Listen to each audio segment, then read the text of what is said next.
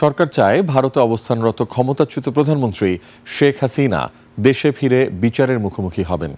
প্রত্যর্পণ চুক্তি অনুযায়ী চিঠিও দেওয়া হয়েছে জানিয়েছেন স্বরাষ্ট্রমন্ত্রী সালাউদ্দিন আহমদ।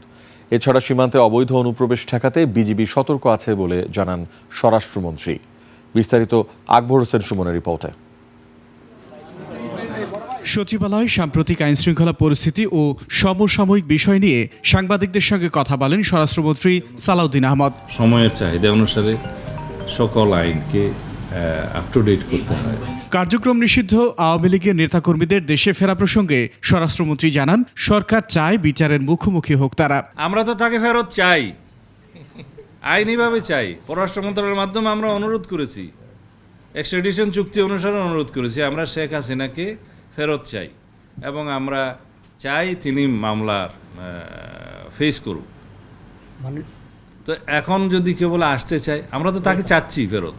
নাগরিকত্ব ইস্যু নিয়ে প্রতিবেশী ভারতের পশ্চিমবঙ্গে যা হচ্ছে তা অভ্যন্তরীণ বিষয় হলেও সীমান্তে অনুপ্রবেশ ঠেকাতে কড়া নজরদারি আছে। পশ্চিমবঙ্গের নির্বাচন হয়েছে, তাদের হতে নির্বাচনের প্রতিশ্রুতি অনুযায়ী বা তাদের নীতি অনুযায়ী তারা কি বলবে সেটা তাদের সম্পূর্ণ নিজস্ব ব্যাপার।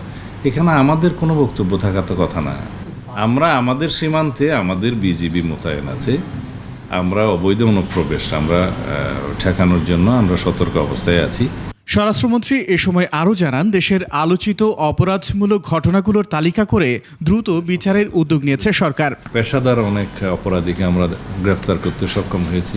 আকবর হোসেন সুমন, 21 টেলিভিশন, ঢাকা।